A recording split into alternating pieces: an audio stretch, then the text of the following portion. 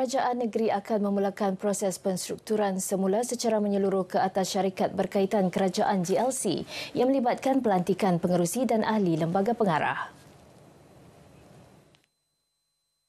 Ketua Menteri Datuk Seri Panglima Haji G. Noor berkata, langkah ini adalah satu keperluan pentadbiran untuk mengukuhkan tadbir urus korporat dan accountability. Selain menyuntik kepimpinan baharu bagi meningkatkan prestasi serta memacu pencapaian matlamat Sabah Maju Jaya SMJ 2.0. Datuk Haji G berkata matlamat kerajaan negeri adalah untuk menjadikan GLC sebagai pemangkin ekonomi yang berkesan dan boleh dipercayai melalui pengurusan kompeten. Beliau turut menegaskan perlunya pasukan kepimpinan dinamik dan profesional yang berorientasikan hasil bagi memacu era baharu berasaskan pelaburan strategik, pendigitalan, tenaga baharu dan pembangunan sosial. Katanya rombakan adalah perlu bagi memastikan transformasi yang berkesan untuk memastikan masa depan Sabah yang stabil, makmur dan terjamin. Sabah Law Society SLS mengambil maklum hasrat Kerajaan Persekutuan bagi memuktamadkan parameter teknikal hak 40% pendapatan Sabah. Keputusan itu dijangka dimuktamadkan menjelang pertengahan Januari tahun depan.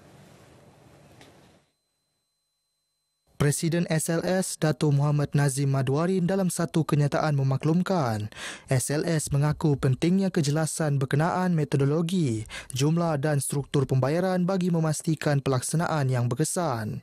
Bagaimanapun, sebarang usaha untuk menentukan parameter teknikal atau pentadbiran mestilah dijalankan secara ketat sebagai mematuhi perlembagaan. Bagi mengelakkan kekeliruan, SLS turut memaklumkan prosiding rayuan berkenaan hak 40% pendapatan Sabah masih berjalan. Isu-isu di mahkamah adalah berasingan daripada perbincangan eksekutif mengenai pelaksanaan dan tidak dipengaruhi oleh perbincangan tersebut. Datuk Muhammad Nazim berkata SLS akan terus memantau perkembangan perkara tersebut dengan teliti. Eastern Sabah Security Command ESCOM terus memperkukuh benteng keselamatan di pantai timur Sabah daripada ancaman jenayah rentas sempadan. Operasi dan pemantauan berterusan berjaya mengekalkan keselamatan, keamanan dan kesejahteraan di seluruh kawasan berkenaan. Komander ESCOM Datuk Victor Sanjos berkata, kejayaan ini turut meliputi kestabilan semasa proses pilihan raya negeri Sabah ke-17 yang berlangsung baru-baru ini. Kejayaan dicapai hasil kerjasama erat antara komuniti dan pasukan keselamatan.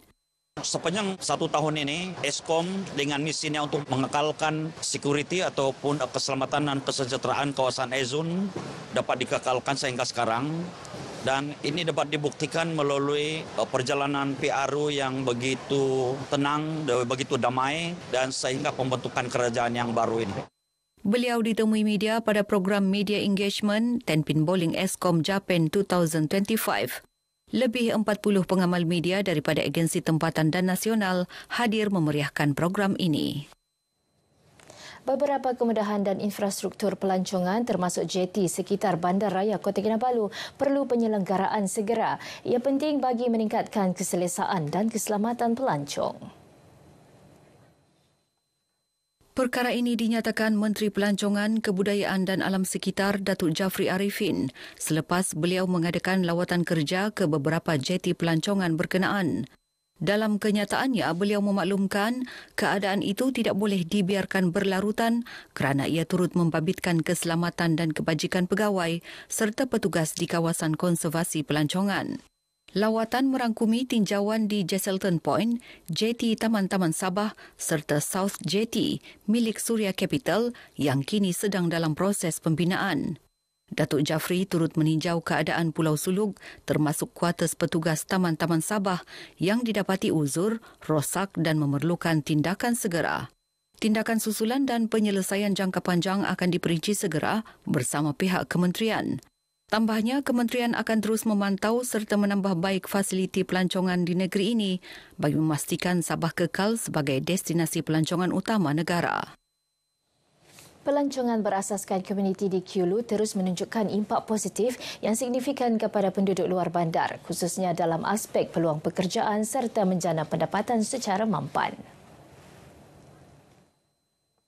Menurut Pembantu Menteri kepada Ketua Menteri Datuk Johnston Bangkuai, pembangunan pelancongan luar bandar ini selari dengan matlamat Sabah Maju Jaya yang menekankan perkongsian manfaat ekonomi kepada seluruh lapisan masyarakat. Lingga ekoturism, iaitu salah satu pada kampung yang saya percaya menjadi contoh di mana ada pendapatan mereka ada kalanya mencecah sehingga 10,000 dalam sebulan. Jadi ini sudah tentulah membawa banyak manfaat kepada penduduk kampung dan sudah tentulah gabungan ini, kerjasama semua ini kita harap akan melonjakkan lagi pelancongan di Kiulu ini. Beliau yang juga adun Kiulu ditemui media selepas merasmikan Kiulu Adventure Challenge 2025 anjuran Persatuan Pelancongan Kiulu. Objektif utama dia ialah ini merupakan acara yang kita perkenalkan 6 tahun lalu dengan objektif untuk mempromosikan Kiulu ini sebagai destinasi sukan. Ya, bukan saja destinasi dengan kecantikan alam, tetapi dengan topografi yang amat sesuai sekali untuk sukan-sukan lasak. Edisi kali ini berjaya menarik 700 peserta termasuk peserta antarabangsa dari Indonesia, United Kingdom dan Brunei Darussalam menyertai edisi ke-6 ini. Geran pendidikan tahunan untuk sekolah dalam kawasan Parlimen Penampang dan Dun Kedamaian akan diteruskan pada tahun 2026.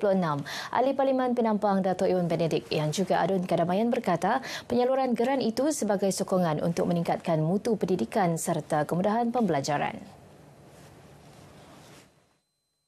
Beliau berkata sokongan terhadap institusi pendidikan akan terus menjadi keutamaan, bukan sahaja melalui peruntukan tahunan malah menerusi kerjasama berterusan dengan pihak sekolah dan warga pendidikan setempat. Dato' Iwan menyatakan demikian ketika berucap menyempurnakan Majlis Graduasi SK St. Joseph Penampang. Beliau turut merakamkan penghargaan kepada para pendidik dan ibu bapa atas usaha memastikan pembangunan pendidikan dan sasia pelajar terus terjamin serta menjadi asas kepada kecermelangan daerah Penampang. Seramai 88 pelajar tahun 6 menerima sijil graduasi masing-masing pada majlis tersebut. Menjelang pembentangan Belanjawan Sabah 2026, rakyat negeri ini berharap agar tumpuan diberikan kepada penyelesaian isu-isu asas, usaha meningkatkan sokongan ekonomi serta memperkukuh pembangunan negeri secara menyeluruh. Saya berharap untuk bajet pada kali ini, kerajaan akan memberi penekanan dan mempercepatkan especially pembaikan 3 serangkai AJK. Selain itu, kita berharap kerajaan negeri akan dapat memberikan lagi banyak bantuan ataupun geran-geran kepada small businesses dan juga belia. Dan akhir sekali saya berharap juga dalam bajet ini 40% itu dapat digerakkanlah secepat mungkin. Harapan saya agar peruntukan pada kali ini ditingkatkan bagi industri pelancongan supaya industri pelancongan dapat diperkukuhkan promosi pelancongan dia untuk menaik taraf infrastruktur serta menggerakkan pertumbuhan ekonomi setempat. Saya berharap agar bajet kali ini kerajaan memfokuskan pembangunan luar bandar terutamanya menyelesaikan masalah air, jalan raya dan membaiki sekolah-sekolah daif sekaligus memberi manfaat kepada rakyat. Saya harap kita punya kerajaan ni boleh consider untuk membangun bahagian dari segi AI ataupun yalah macam yang di Semenanjung supaya anak-anak muda ini tidak perlu lagi kita pergi Semenanjung untuk cari peluang pekerjaan kan. Kiranya kita berbakti kepada negeri kita sendiri. Untuk kerajaan memberi rumah yang mampu milik untuk anak muda. So I think kalau ada inisiatif untuk itu sangatlah mempermudahkan kami. Baik, sekian paparan Berita Pagi Sabah kali ini. Menyusul selepas ini Berita Pagi Sarawak bersama Debbie Amanda Padan. Salam Malaysia Madani.